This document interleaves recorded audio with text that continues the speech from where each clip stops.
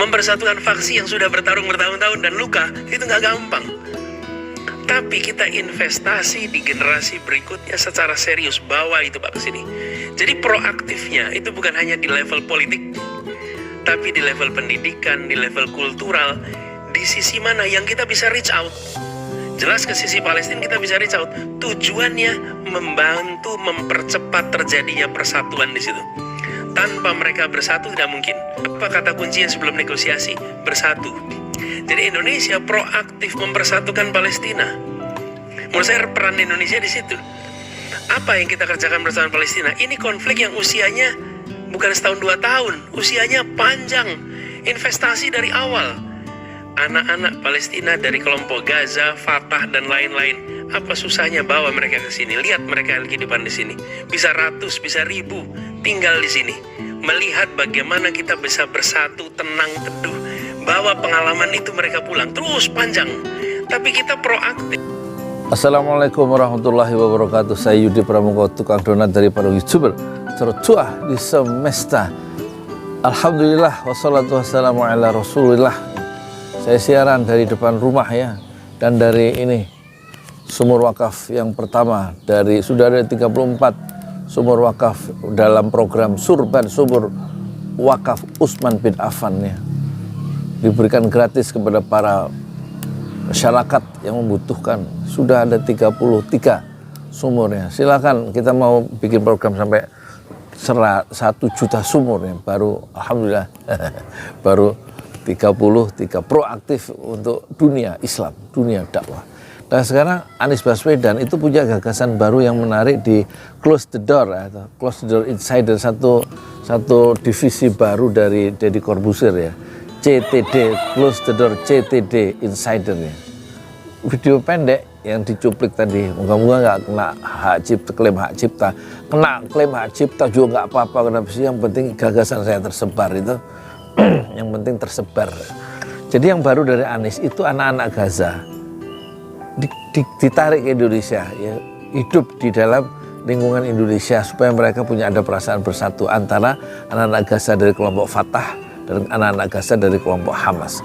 Kelompok Hamas dan Fatah itu tampaknya dipiara ya oleh Barat. Mahmud Abbas itu tidak dicap teroris, tapi Hamas dicap teroris. Sama-sama mereka mencita-citakan Palestina yang merdeka dari penjajahan. Lah penjajahnya itu gak diapa-apain sama Barat.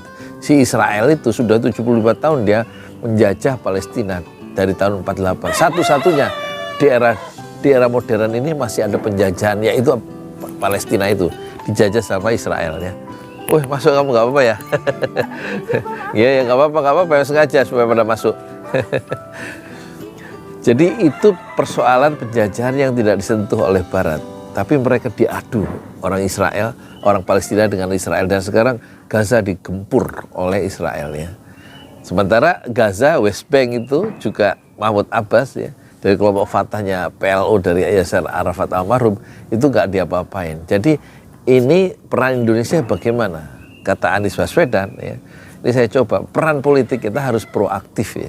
Bukan hanya politik, tapi bagaimana juga budaya dan pendidikan. Caranya, itu pertarungan yang nggak bisa bersatu antara sesama kelompok-kelompok faksi di Palestina. Itu kan harus disatukan dulu supaya bisa mereka negosiasi dengan orang lain. Itu harus bersatu dulu.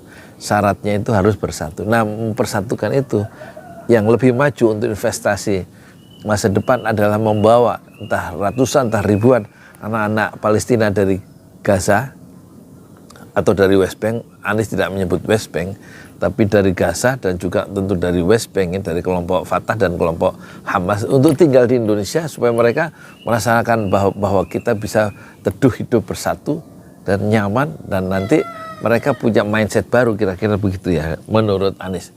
Ya kalau kita tarik konsekuensi logis ya, sehingga mereka punya paradigma baru. Bagaimana akhirnya mereka bisa kembali ke sana, itu mempunyai pandangan baru, punya mindset baru dan bersatu untuk melenyapkan penjajahan Israel. Ya kan?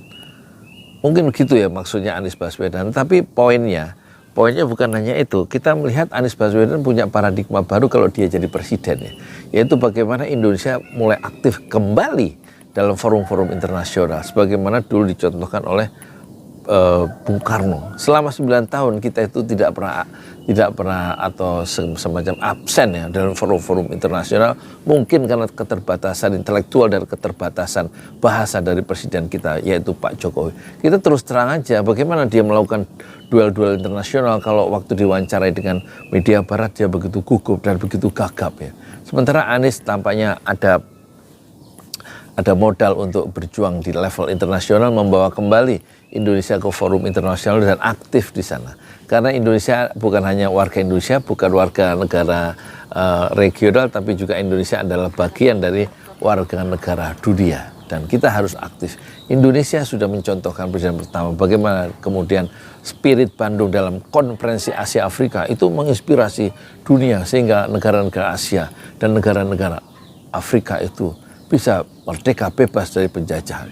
Itu inisiatif yang sangat luar biasa dari Indonesia di bawah kepemimpinan Presiden Soekarno di saat Indonesia baru berusia 10 tahun dan negara miskin tetapi punya visi besar, aktif dalam pergaulan dunia internasional yaitu konferensi Asia Afrika, dan kita menjadi tuan rumah sehingga tamu-tamu dari luar negeri yang diundang dari Asia dan Afrika itu memiliki spirit Bandung dan memperjuangkan kemerdekaan di negara masing-masing. Itu dahsyatnya Indonesia masuk ya, dalam jantung pergaulan internasional, dan tampaknya itulah yang akan dilakukan oleh Anies Baswedan dengan salah satunya dia mencoba aktif berperan aktif tidak hanya politik tapi juga kultural dan juga kultural dan juga pendidikan dalam konteks mempersatukan atau memerdekakan Palestina dengan cara mempersatukan dulu faksi-faksi yang bertarung di dalam negeri Palestina sendiri antara kelompok PLO, kelompok Fatah dan kelompok Hamas. Hamas mendekati diplomasi, melakukan approach pendekatan diplomasi yaitu dua negara, supaya damai ada dua negara, Israel dan Palestina. Sementara Hamas itu ingin menghapuskan Israel dari peta dunia karena dia seorang penjajah, datang dan kemudian dibantu oleh Barat, oleh Inggris, oleh Prancis, oleh negara-negara Barat untuk mendirikan negara Zionis Yahudi. Itulah persoalan yang kemudian masih tersisa sampai sekarang di dalam dunia modern, yaitu penjajahan yang belum selesai. Padahal pembukaan undang-undang kita adalah hak istilahnya apa sih, aku nggak apa pembukaan undang-undang dasar 45 itu bahwa kemerdekaan itu adalah hak segala bangsa, dan oleh karena itu penjajahan di dunia harus dihapuskan karena tidak sesuai dengan peri kemanusiaan dan peri keadilan. Tampaknya janji proklamasi itulah yang akan diterapkan oleh Anies Baswedan jika dia menjadi presiden, yaitu kembali aktif dalam perdamaian dunia dengan cara yang sangat visioner sebagaimana kasus Palestina tadi. Dan ini ada contohnya, selain Bung Karno juga Pak Nasir yang pernah menjadi Perdana Menteri itu memperjuangkan kemerdekaan Palestina dan juga memperjuangkan kemerdekaan Maroko. Dan Pak Nasir ketika sudah tidak menjadi Perdana Menteri dalam usia yang sudah senja pada usia 84 tahun 92 itu memperjuangkan kemerdekaan Bosnia Herzegovina.